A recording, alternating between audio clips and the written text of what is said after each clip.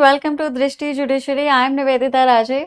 आज का केस है अमित शर्मा वर्सेस सुगंधा शर्मा, जो बच्चों की कस्टडी और विजिटेशन राइट्स जो पेरेंट्स के होते हैं फैमिली लॉ में, उन पर है। काफी इंटरेस्टिंग केस है। ऑलरेडी एक सेट प्रेसिडेंट को रीअफर्म कर रहा है, but since it is the latest ruling given by Delhi high court, I assume that you can very well use it in your answers. ठीक है, पुराने तो सब करेंगे ही, आप कुछ नया लिखें। ठीक, अब फैक्ट्स बहुत सिंपल हैं, केस भी इनफैक्ट काफी छोटा सा है। अमित और सुगंधा की मैरिज होती है 2013 में। 2016 में उनको एक बेटा होता है श्रेष्ठ। अब 2021 में मैरिटल डिस्प्यूट्स की वजह से सुगंधा घर छोड़ के चली जाती हैं। ओके, और वो she files for divorce along with a complain against Amit. ठीक है, कि वो बहुत वायलेंट है, उसका बिहेवियर बहुत वायलेंट है। अब अमित जो है वो विजिटेशन के लिए एप्लीकेशन फाइल करता है before the court. He seeks visitation rights और विजिटिंग हिज सन। अब उसकी विजिटेशन को कोर्ट अलाउ कर देता है and it is limited to 2 days a week, twice a week, वो भी कोर्ट रूम प्रेमाइस में, in the presence of a court appointed counsellor, जो उस विजिटेशन को और उसके दौरान हुए इंटरैक्शन को नोट करेगा और अपनी एक रिपोर्ट प्रिपेयर करेगा। अब ऐसा हुआ कि इस विजिटेशन के ग्रांट होने के बावजूद भी अमित ने कस्टडी के लिए फाइल कर दिया कि इंटरिम कस्टडी, जब तक डिवोर्स फाइनल नहीं होता तब तक मेरे बच्चे को मेरे पास ही रखा जाए। और उसने अपने पेरेंट्स के राइट को भी असर्ट किया कि ग्रैंड पेरेंट्स को भी अपने ग्रैंड चाइल्ड के फिजिकल बीइंग पर थोड़ा सा राइट है। तो custody by grand parents and visitation by grandparents and of course interim custody that was sought by the father only.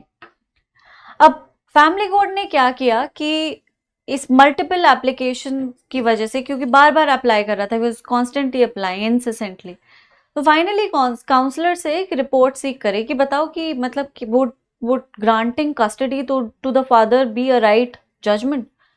Counsellor ने रिपोर्ट जो प्रेजेंट की उसमें यह था कि Shreshth, which was the child's name, Shreshth जो है वो अपने फादर की प्रेजेंस में बड़ा अनकंफर्टेबल दिखता है और अक्सर एंशियस हो जाता है और एंजाइटी में कई बार वो रोने भी लगता है और अपनी मदर को बुलाने लगता है। अब इस रिपोर्ट के बेसिस पर फैमिली कोर्ट ने इसकी एप्लीकेशन, अमित जी की एप्लीकेशंस को रिजेक्ट कर दिया। केस हाई कोर्ट में चला गया।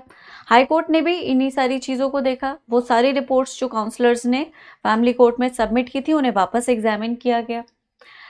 एग्जामिनेशन के बावजूद भी, मतलब उन रिपोर्ट्स के बावजूद भी, Delhi high court sought a second opinion और उन्होंने एक इंडिपेंडेंट एनजीओ चिल्ड्रंस फर्स्ट में इनको इन्वॉल्व किया उनके एक्सपर्ट ओपिनियन के लिए।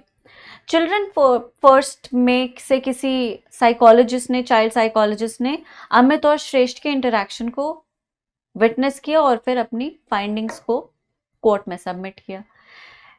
इस ऑर्गेनाइजेशन का कहना था कि बच्चा वाकई अभी बहुत अनकंफर्टेबल है और उसका डिस्कम्फर्ट इतना है कि it is very difficult to make out कि वो अमित के वायलेंट बिहेवियर की वजह से अनकंफर्टेबल हुआ है या फिर वो जितना कुछ चल रहा है उसके पेरेंट्स के बीच में, the fact that there is now a significant distance between his parents, his mother's problematic attitude, जो ऑफ कोर्स वो ह्यूमन बीइंग है, जो कुछ भी चल रहा है उसके साथ, उसकी वजह से उसका कुछ उसका वो दुखी रहती होगी, परेशान होती होगी, हो सकता है ये बच्चा अपनी मदर को रोते हुए देखता हो, क्योंकि मदर से बच्चे ज़्यादा अटैच्ड होते हैं तो वो उनके रोने की वजह से ऑटोमेटिकली चिढ़ने लगते हैं। तो एंजाइटी, डिस्कम्फर्ट इस वजह से भी हो सकता है। प्लस कोर्ट में बार बार उसको बुलाया जा रहा है, वो विजिट करने के लिए अपने फादर को कोर्ट में आ रहा है जहाँ पे बच्चे ऑर्डिनरीली आना नहीं चाहेंगे। ठीक, और हो सकता है कि कुछ और भी उसके दिमाग में बहुत सारी चीज़ें चल रही हों जिनकी वजह से वो अपनी मदर की सिक्योरिटी को ज़्यादा सीक कर रहा है। ओके, और इस वजह से वो एंशियस भी हो सकता है, अनकंफर्टेबल भी हो सकता है। इस रिपोर्ट के बेसिस पे, जिसमें एक रेकमेंडेशन था कि 8 से 10 वीक तक इसे अमित से एकदम दूर रखा जाए। 8 to 10 वीक्स के बाद we would reconsider the situation, assess the child's mental faculty and then decide कि अब उसे visitation या custody grant करनी भी है या नहीं। इसी रिपोर्ट को बेस मान के हाई कोर्ट ने जजमेंट दे दिया और इंटरिम कस्टडी की एप्लीकेशन कैंसिल कर दी। अब ये जो केस है ये इस प्रिंसिपल को रीअफर्म करता है कि welfare of child is of prime importance. बच्चे का भविष्य किस पेरेंट के साथ बेहतर है वो मैटर करेगा और कुछ भी मैटर नहीं करेगा। एक बहुत लंबा जमाना बीता जिसमें कस्टडी नेसेसरीली मदर को दी जाती थी, क्योंकि मानना यह था कि फादर के ऑक्यूपेशन की वजह से वो बच्चे को वो रिक्वायर्ड टाइम नहीं दे सकेगा जो कि एक मदर दे सकती है, क्योंकि उस टाइम पे या फिर उस डेकेड में जब ये ऑर्डिनरी रूलिंग थी, मदर्स होम मेकर्स ही हुआ करती थी, है ना, और एक बच्चे को अटेंशन की जरूरत होती ही है। लेकिन जैसे जैसे जमाना बदला, विमेन को इक्वल गार्डियनशिप का स्टेटस और मिलने लगा। लॉ ने भी अलाउ कर दिया कि mother can be a sole guardian. अब बच्चे के डॉक्यूमेंट्स में भी अगर फादर नहीं है किसी भी वजह से, वो मदर सोल गार्डियन बन सकती है। पहले एक डॉक्यूमेंट बनता ही नहीं था अगर बाप का नाम नहीं होता था तो, लेकिन the court has done away with this requirement, right, which facilitated और रीएनफोर्स द कंसेप्ट ऑफ पेट्रियार्की।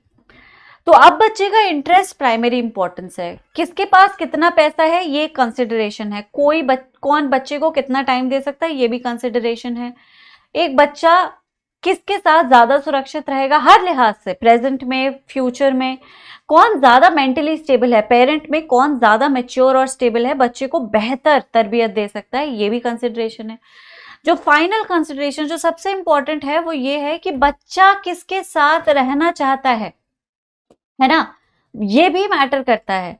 हालांकि सिर्फ इसी को सोल बेसिस मान के कस्टडी नहीं दी जाती, वेलफेयर ज्यादा इंपॉर्टेंट होता है, लेकिन वेलफेयर के साथ बच्चे की खुशी भी देखी जाती है। अब इस प्रिंसिपल को अफर्म करता था, ऐसा नहीं है कि ये एक जुडिशियल एक्टिविज्म के थ्रू क्रिएटेड प्रिंसिपल है, नहीं। Section 13 HMGA which is Hindu minorities and guardianship act already इस चीज को ले डाउन करता था। Section 17 guardians and wards act already provided for a principle for the welfare of the child, और welfare principle consisting welfare of the child. 13 और 17 ये दोनों ही sections बच्चे के वेलफेयर के प्रिंसिपल को अफर्म करते थे और इल्यूसिडेट भी करते थे। फैक्ट्स मैं आपको बता ही चुकी हूँ। एपेलेंट है, हस्बैंड रिस्पोंडेंट है, वाइफ मैरिड थे, बेटा हुआ, बाद में डिवोर्स हुआ। फैमिली कोर्ट ने डायरेक्ट किया कि द्वारका कोर्ट के चिल्ड्रंस रूम में आप विजिट कर सकते हैं। अरेंजमेंट को रिस्पोंडेंट ने ऑब्जेक्ट किया और उसके ऑब्जेक्शन को डिसमिस कर दिया। फाइनली उसने विजिटेशन के लिए कस्टडी के लिए अप्लाई किया। फैमिली कोर्ट ने कस्टडी को डिनाई कर दिया क्योंकि रिपोर्ट जो थी वो फेवर में नहीं थी, बच्चा बाप से मिलने को राजी ही नहीं है। ठीक है, इंटरिम रिपोर्ट फिर एक एनजीओ ने प्रिपेयर की जहां पे बच्चा अनकंफर्टेबल था अपने फादर से मिलने में या फिर कोर्ट बार बार आने में। जो प्रोविजंस हैं वो यही है, मैं आपको बता ही चुकी। सेक्शन 12 जो कि ये दोनों प्रोविजंस बच्चे के वेलफेयर के बारे में बात करते हैं, आप डिटेल में इन्हें पढ़ सकते हैं, नोट्स में भी जरूर लिखिएगा। Principles of welfare of child, इसी ऑब्जेक्टिव से ये बनाए गए हैं। ओके, इन तीनों सेक्शंस को केस में डिस्कस किया गया। Section 12 of the Guardians and Wards Act 1890 interlocutory orders for minors protection and protection. Principle of welfare of the child.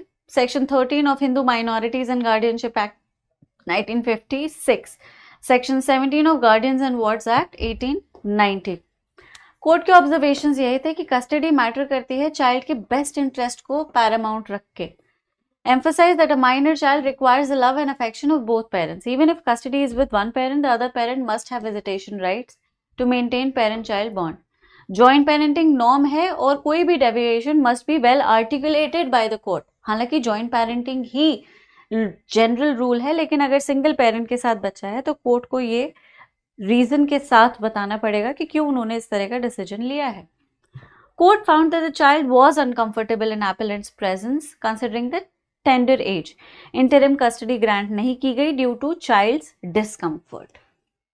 ठीक है, तो ये था केस का पूरा। लाइक आई सेड, छोटा सा केस है लेकिन इंटरेस्टिंग भी और इंपॉर्टेंट भी है। आशीष रंजन वर्सेस अनुपमा टंडन 2010 का केस है, सिमिलर प्रेमाइस को इटरेट करता हुआ। कर्नल रमनीश पाल सिंह वर्सेस सुगंधी अग्रवाल 2024 का लेटेस्ट केस है. Again the same reiteration of the same principle. Now we have this Delhi High Court वाला judgment. Shazia Aman Khan versus the state of Odisha again 2024. अब आपके पास लेटेस्ट 3 जजमेंट हैं. हालांकि मैंने ये दोनों नहीं पढ़ाए हैं, लेकिन if you want you can read them and then prepare notes accordingly and incorporate them in your answer. Questions को प्रैक्टिस कर लेते हैं. Under which section of the guardians and wards act 1819 can the court direct temporary custody of a minor. इस तरह के questions बहुत कम आते हैं, बट फैमिली लॉ प्रीलिम्स में वैसे बहुत सारी स्टेट्स में नहीं है. मेजरली मेंस का ही टॉपिक है, मतलब लॉ है. Okay, can the court direct temporary custody of a minor? You already know the answer, I told you.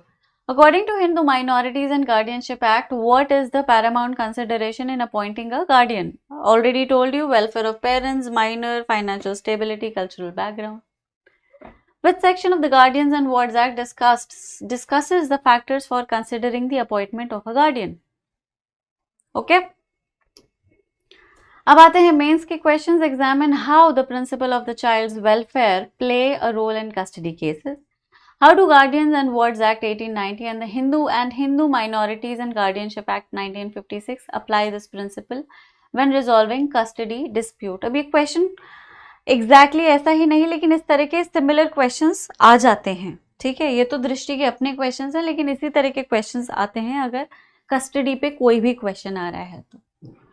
Analyze the involvement of both parents in a child's life post-divorce. How does this stance affect the legal framework of custody and visitation rights in India? Right? तो ये है आज का case. बहुत छोटा सा था, but like I said, important उतना ही था. तो अगले एपिसोड में मिलेंगे इसी तरह के इंटरेस्टिंग इंपॉर्टेंट जजमेंट के साथ. तब तक आप अपना ख्याल रखिए. Thank you so much. Bye bye.